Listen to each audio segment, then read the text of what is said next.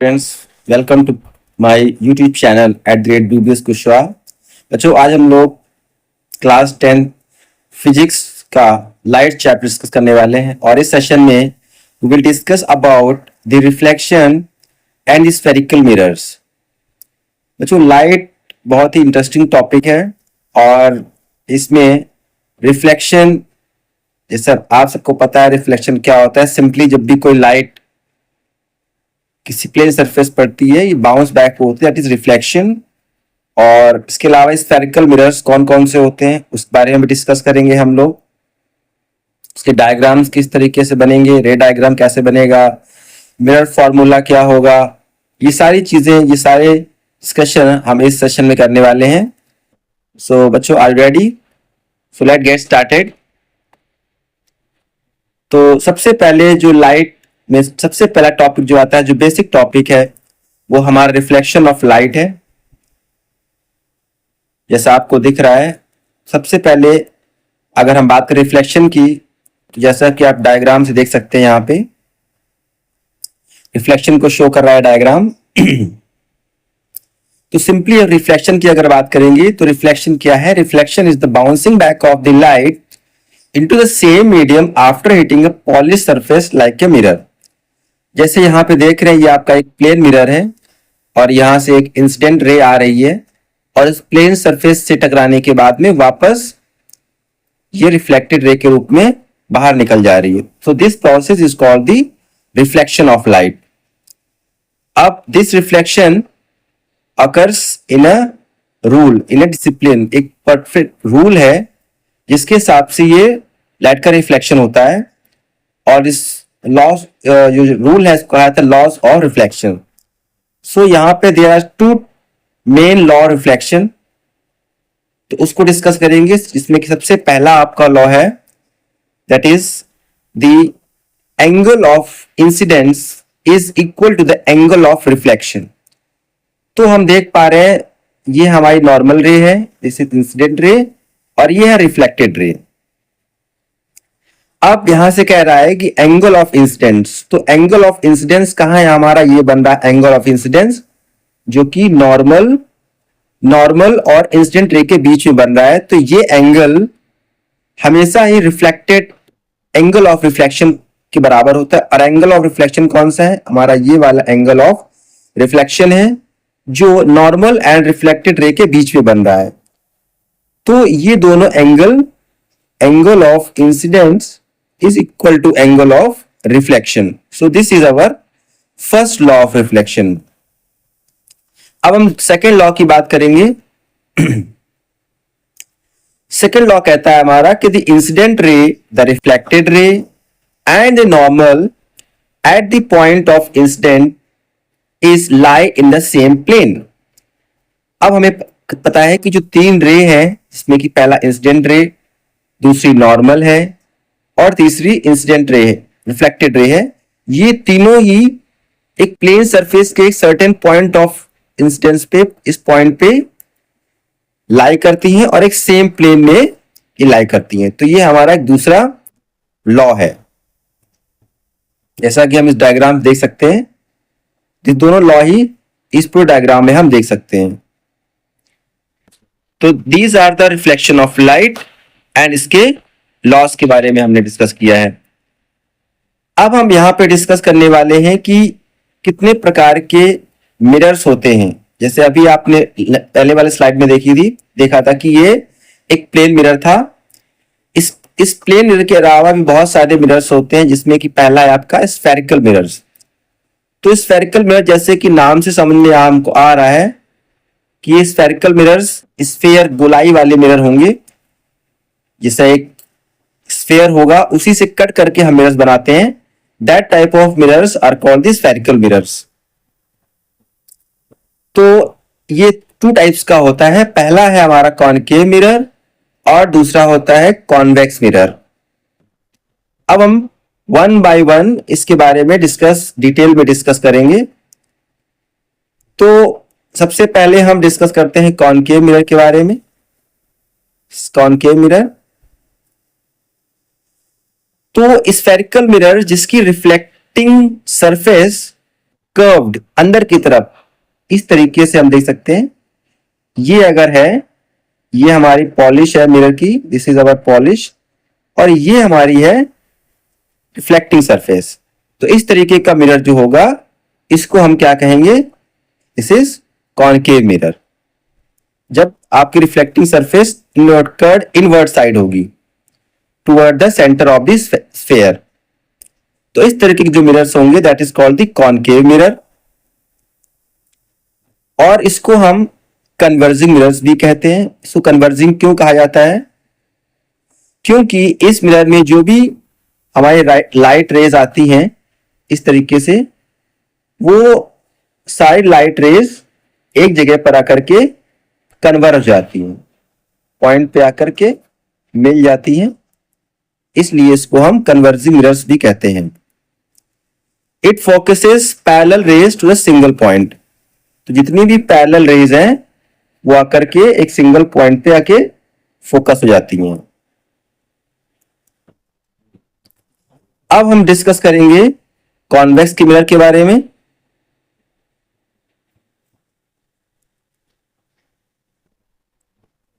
तो convex mirror ये है हमारा। तो कॉन्वेक्स मिरर क्या होता है, एक ऐसा स्फेरिकल मिरर इस तरीके का जिसमें कि रिफ्लेक्टिंग सरफेस हमारा उभरा हुआ होगा, दिस सरफेस। तो इसमें देख रहे हैं कि जो रिफ्लेक्टिंग सरफेस है हमारा आउटवर्ड है, उभरा हुआ भाग है। तो इस तरीके का जो मिरर होगा that is called the convex mirror, convex mirror. और इसको डाइवर्जेंट मिरर भी कहते हैं। क्यों कहते हैं, क्योंकि जो भी लाइट रेज इसके सरफेस पे टकराती हैं, हिट करती हैं, ये इसको स्प्रेड आउट कर देता है। इस तरीके से अगर हम देख रहे हैं यहां पर ये सरफेस, यहां पर अगर कोई लाइट रेज इस तरीके से आती है तो ये इस तरीके से इसको डाइवर्ज कर देता है, इसलिए इसका नाम डाइवर्जेंट मिरर भी है। Because spreads all the light rays which hit the surface. तो ये दोनों ही हमारे स्फेरिकल मिरर्स हैं। अब हम कुछ इंपॉर्टेंट टर्म्स हैं मिरर्स के विषय में, तो उसके बारे में हम डिस्कस कर लेते हैं।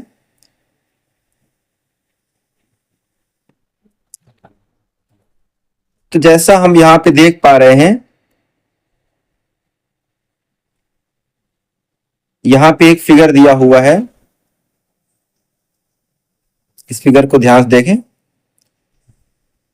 इसमें पहला जो टर्म आता है ये हमारा मिरर है, this is mirror, concave mirror. और इसमें जो पहला टर्म आता है वो आता है पोल, इसको पी से रिप्रेजेंट करते हैं, ये हमारा पोल है। और this is centre of the reflecting surface. तो जो भी हमारा रिफ्लेक्टिंग सरफेस है, क्योंकि कॉनकेव मिरर है तो रिफ्लेक्टिंग सरफेस हमारा अंदर वाला पार्ट है, ये वाला पार्ट है अंदर रिफ्लेक्टिंग सरफेस। तो रिफ्लेक्टिंग सरफेस का जो सेंटर है इसका, वही उसका पोल कहलाता है। दूसरा है सेंटर ऑफ कर्वेचर। सेंटर, अगर इस मिरर को हम इस तरीके से कंप्लीट करना चाहें तो कुछ इस तरीके से होगा। तो इस पूरे स्फीयर का एक सेंटर होगा, दिस इज कॉल्ड सेंटर। और इसी सेंटर को कहा जाता है, यही मिरर का पार्ट होगा, तो this is called the centre of curvature. इसी को हम कहते हैं सेंटर ऑफ कर्वेचर। अब नेक्स्ट है हमारा प्रिंसिपल एक्सिस। अब हम देख रहे हैं पैरेलल लाइन इस तरीके से, ये डॉट डॉट पैरेलल लाइन जा रही है मिरर के बीच से, पोल से होते हुए। तो this line is called the principal axis, जो कि पोल और सेंटर ऑफ कर्वेचर से होते हुए जा रही, this line is called the principal axis. Next point है फोकस। तो यहां से हम देख पा रहे हैं कि जब भी कोई पैरेलल रे इससे मीट करती है, सपोज यहां से एक पैरेलल रे है, मीट करने के बाद में इस जिस पॉइंट से होकर के वो लाइट रेज रिफ्लेक्ट होती है, this point is called the focus. तो वो उसका पॉइंट फोकस कहलाता है। ये पैरेलल रे इससे मिलती ही प्रतीत होती है। तो ये हमारा फोकस हो गया। अब next radius and focal length क्या कहेंगे? तो रेडियस की अगर हम बात करें तो फोकल लेंथ और रेडियस में रिलेशन यही होता है कि रेडियस जो होता है हमारा वो फोकस का डबल होता है, 2 टाइम्स f। तो ये सारे टर्म्स हैं। इसके अलावा यहां पर ये स्क्रीन अपर्चर कहलाते हैं। यहां पे स्क्रीन है जहां पे इमेज हमारी दिखाई पड़ेगी, और बाकी सरन्स हमने डिस्कस कर लिए हैं। तो हम लोग नेक्स्ट टॉपिक जो डिस्कस करेंगे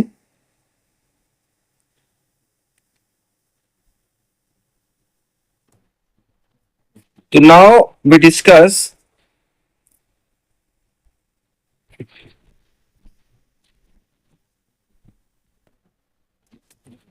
the rules for drawing ray diagram. अब हम रे डायग्राम बनाने के लिए हमें कुछ रूल्स डिस्कस करने पड़ेंगे। उस रूल्स के बारे में हम देख लेते हैं। इसमें कि पहला रूल है हमारा, जो भी रे होगी, जो भी प्रिंसिपल एक्सिस, अगर हम इस तरीके से एक सपोज डायग्राम बना लेते हैं,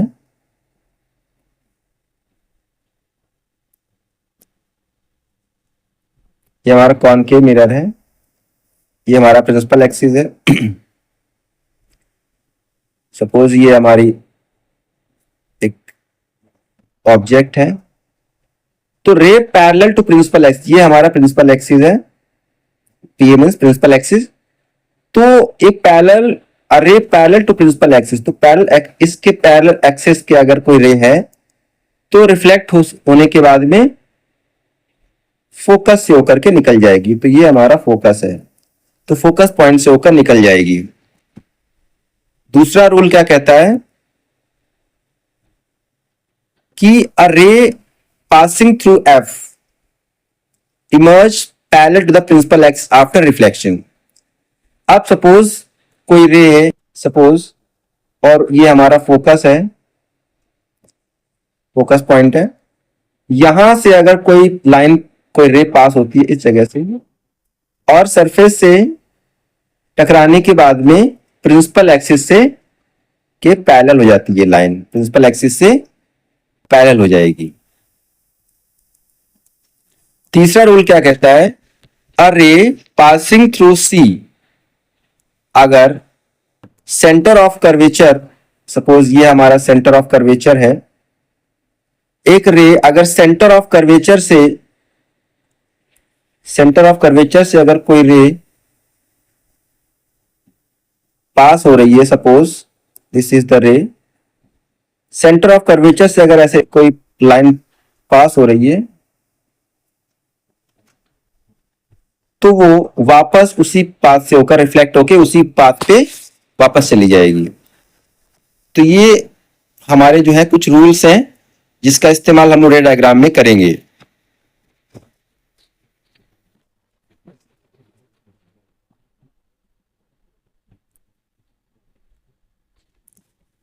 अब सबसे पहला जो कॉनकेव मिरर के लिए रे डायग्राम आने वाले हैं, तो सबसे पहली जो पोजीशन है ये हमारी है जब हमारा ऑब्जेक्ट सेंटर ऑफ कर्वेचर से पीछे होगा। The object beyond centre of curvature means position F and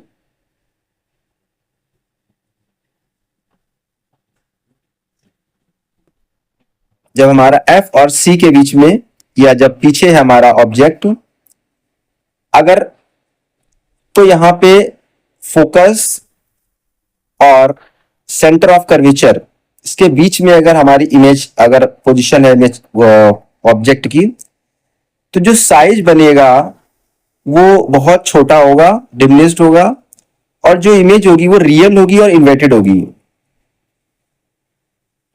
real and inverted. अब अगर हमारा ऑब्जेक्ट सेंटर ऑफ कर्वेचर से पीछे है, तो हमें पता है कि जो भी लाइन पैरेलल जाएगी वो फोकस से होकर निकल जाएगी। तो यहां देख रहे हैं ये लाइन जा रही है, फोकस से होकर के निकल जा रही है, और दूसरी रे जो जाएगी वो सेंटर ऑफ कर्वेचर से होते हुई वापस इसी पाथ पे वापस चली जाएगी। और जहां पर दोनों रे स्ट्रिप कट करेंगी वहां पर हमारी इमेज बनेगी, दैट इज ए बी हमारा ऑब्जेक्ट है और बी ए डैश डैश ये ऑब्जेक्ट हो गया। तो देख रहे हैं कि हमारी जो इमेज है वो कैसा है, वो हमारी रियल है और इन्वर्टेड है, रियल और इन्वर्टेड है और स्मॉल है, और सी और एफ के बीच में बन रही है। तो इमेज की क्या कंडीशन है कि बहुत छोटा है, ऑब्जेक्ट से बहुत छोटा है, रियल है और इन्वर्टेड है। तो जब भी ऑब्जेक्ट सेंटर ऑफ कर्वेचर से पीछे होगा तो हमारी बहुत छोटी और इन्वर्टेड इमेज बनेगी। इसके बाद अगर हमारा ऑब्जेक्ट फोकस और प्रिंसिपल एक्सिस के बीच में है,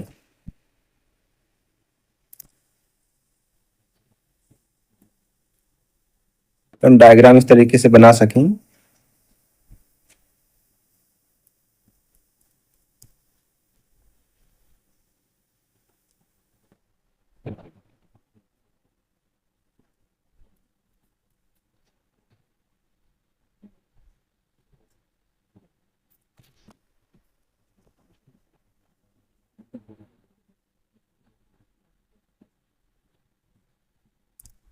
तो ऑब्जेक्ट हमारा P और F के बीच में है। सपोज ये हमारा ऑब्जेक्ट है, ये हमारा ऑब्जेक्ट है, दिस इज ऑब्जेक्ट। तो यहां से लाइन जाएगी पैरेलल और हमारी फोकस से निकल जाएगी। दूसरी रे जो होगी वो सेंटर ऑफ कर्वेचर से होती हुई जाएगी और वापस इस तरीके से हमारी यहां पे इस तरीके से ऑब्जेक्ट हमारा बन जाएगा। तो हम यहां से देख पा रहे हैं कि जो बिहाइंड द मिरर पोजीशन क्या होगा, this is behind the mirror, और बहुत ही बड़ी बन रही, ऑब्जेक्ट से बहुत बड़ी बन रही है और वर्चुअल है, क्योंकि मिरर से पीछे बन रही है, वर्चुअल है और सीधी है, इरेक्ट है। तो this property is why concave mirror are used as shaving mirrors by the dentist. इसीलिए यूज करते हैं क्योंकि जब हम ऑब्जेक्ट को फोकस और उसके बीच में रखते हैं, प्रिंसिपल पोल और फोकस के बीच में ऑब्जेक्ट को रखते हैं, तो बहुत ही बड़ी इमेज हमारी बनती है, पास में रखते हैं तो बहुत बड़ी इमेज और इनलार्ज बनती है। इससे कि डेंटिस्ट आसानी से हमारे टीथ का ट्रीटमेंट कर पाते हैं और आसानी से देख पाते हैं। तो यहां से हमने एक वर्चुअल केस भी देख लिया, यहां से जब ऑब्जेक्ट P और F के बीच में था। अब हम डिस्कस करने वाले हैं कि ऑब्जेक्ट कॉन्वेक्स मिरर के केस में किस तरीके का इमेज फॉर्मेशन होगा। तो यहां से हम ये कॉन्वेक्स मिरर है, उसका रे डायग्राम हम देख सकते हैं। यहां से ये हमारा मिरर है, कॉन्वेक्स मिरर, रिफ्लेक्टिंग सरफेस उभरा हुआ। तो इन्फिनिटी से हमारा ए बी ऑब्जेक्ट है और पैरेलल रेज जा रही है और सरफेस से टकराने के बाद में ये डाइवर्स हो जा रही हैं, और हमारा ये जो रेज है वो F पर होकर के इस तरीके से मिलती ही प्रतीत हो रही हैं। तो इस केस में जो हमारा ऑब्जेक्ट जो इमेज बनेगी कॉन्वेक्स में हमेशा ही एक वर्चुअल और सीधी इमेज बनती है। इसकी वर्चुअल होगी, इरेक्ट होगी, हाईली डिमिनिश्ड होगी और बिहाइंड द मिरर बनेगी। और हमारी कहां बन रही है? बिहाइंड द मिरर, F और P के बीच में, यहां पर हमारी इमेज बनेगी। wider view of rear view mirrors.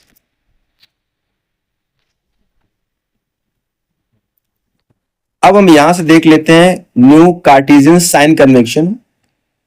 अब यहां से हमें समझ में आएगा, पता कर सकते हैं इस साइन कन्वेंशन से कि जो भी ऑब्जेक्ट अगर मिरर पोल मिरर के पोल पॉइंट से लेफ्ट साइड में रखा है तो कौन सा पॉजिटिव लेंगे या नेगेटिव लेंगे, या मिरर के पीछे अगर कोई ऑब्जेक्ट रखा है या उसकी इमेज बन रही है तो उसको हम कैसे उसका साइन लेंगे, या प्रिंसिपल एक्सिस से नीचे अगर कोई ऑब्जेक्ट इमेज बन रही है या प्रिंसिपल एक्सिस से ऊपर साइड में कोई इमेज बन रही है तो उसकी हाइट या उसका डिस्टेंस हम किस तरीके से मेजरमेंट करेंगे वो हम इस साइन कन्वेंशन में देखेंगे।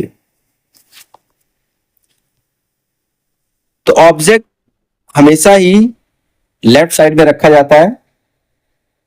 डिस्टेंस हमेशा हम पोल से मेजर करते हैं, ये देख सकते हैं आप, यहां पोल है, दिस इज पोल।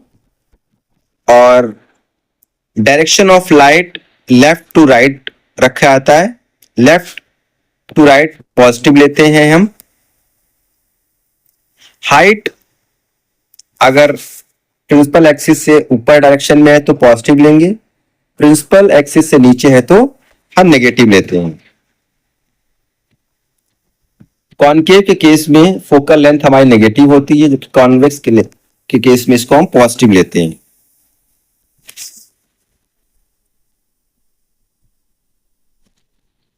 तो यहां डायग्राम से ये भी देख सकते हैं कि अगर आप मिरर से प्रिंसिपल एक्सिस से लेफ्ट साइड में रखी डिस्टेंस हमेशा नेगेटिव लेंगे, राइट साइड में हमेशा पॉजिटिव लेंगे, दिस इज नेगेटिव।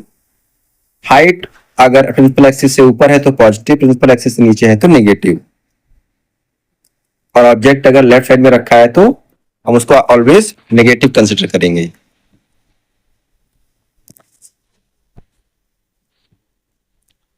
नाउ अब देख लेते हैं मिरर फॉर्मूला क्या है और मैग्निफिकेशन क्या है। तो मिरर फॉर्मूले में जो रिलेशन है, distance object distance from pole, image distance from pole v मानते हैं, ऑब्जेक्ट डिस्टेंस u और फोकल लेंथ को हम f मानते हैं। तो यहां से जो फॉर्मूला हमारे पास में है वो है 1/v plus 1/u equal to 1/f। 1/v plus 1/u equal to 1/f। This is the formula for focal length of the mirror.